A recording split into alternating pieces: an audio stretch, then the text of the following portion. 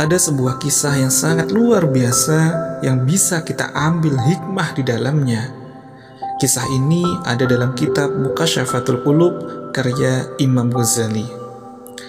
Al-Kisah, ada seorang ahli ibadah bernama Abu bin Hashim yang kuat sekali ibadah tahajudnya. Hampir bertahun-tahun dia tidak pernah absen untuk melakukan sholat tahajud.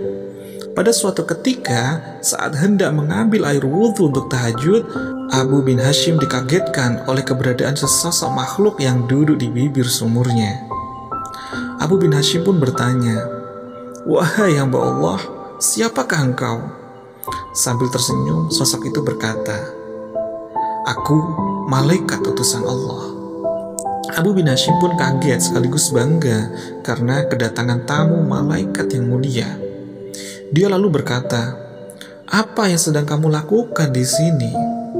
Malaikat itu pun menjawab, "Aku disuruh oleh Allah untuk mencari hamba pecinta Allah." Melihat malaikat itu memegang kitab yang sangat tebal, Abu bin Hashim pun lalu bertanya, "Wahai malaikat, buku apakah yang kau bawa itu?" Malaikat itu pun menjawab, "Ini adalah kumpulan nama-nama hamba-hamba para pecinta Allah." Mendengar jawaban malaikat tersebut, Abu bin Hashim pun berharap dalam hatinya bahwa namanya akan ada di buku itu. Maka ditanyalah malaikat itu, "Wahai malaikat, adakah namaku di situ?" Sang ahli ibadah pun beranggapan bahwa namanya pasti akan tertulis di buku itu, mengingat amalan ibadahnya yang telah dilakukan secara istiqomah bertahun-tahun. Dia selalu mengerjakan sholat tahajud di sepertiga malam, berdoa, dan bermunajat kepada Allah Ta'ala. "Baiklah, akan kubuka," kata malaikat sambil membuka kitab besarnya. Dan ternyata malaikat itu tidak menemukan nama Abu bin Hashim di dalamnya.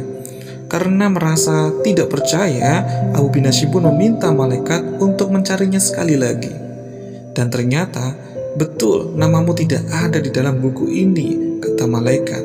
Abu bin Hashim pun gemetar dan jatuh tersungkur di depan malaikat.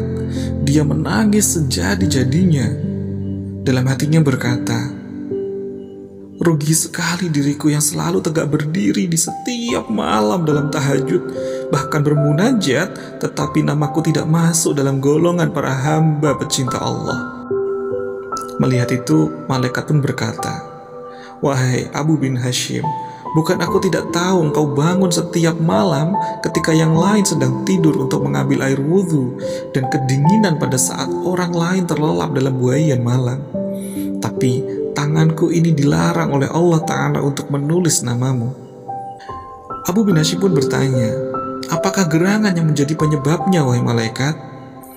Malaikat pun menjawab, "Engkau memang bermunajat kepada Allah Ta'ala, tapi engkau pamerkan dengan rasa bangga kemana-mana, dan engkau asyik beribadah memikirkan diri sendiri. Sementara di kanan kirimu banyak orang yang sedang sakit, banyak orang yang sedang lapar, tapi tidak engkau tengok dan beri makan. Bagaimana mungkin engkau dapat menjadi hamba pecinta Allah kalau engkau sendiri tidak pernah mencintai hamba-hamba yang diciptakan Allah?" Mendengar penjelasan malaikat itu, Abu bin Hashim pun bagaikan disambar petir di siang hari. Dia tersadar hubungan ibadah manusia tidaklah hanya kepada Allah semata, bukan hanya hablum minallah saja, tetapi juga ke sesama manusia, hablum minannas.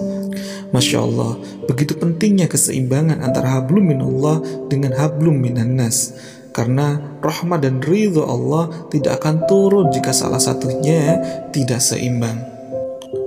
Rasulullah SAW pun bersabda, "Irham man fil ard, yarhamka man fis sama." Sayangilah makhluk yang ada di bumi, niscaya yang ada di langit akan menyayangimu. Hadis riwayat At-Tabrani. Sahabat fillah, sahabat surga yang dimuliakan oleh Allah Ta'ala, mari senantiasa kita seimbangkan ibadah-ibadah kita dengan senantiasa memuliakan dan membahagiakan pula makhluk-makhluknya Allah karena Allah Ta'ala. Saat fokus kita adalah senantiasa menolong dengan memuliakan dan membahagiakan orang lain karena Allah, justru ajaibnya Allah kian hadirkan pertolongannya kepada kita. Wallahu a'lam bishawab. sahabat seperjalananmu menuju semakin dekat kembali padanya.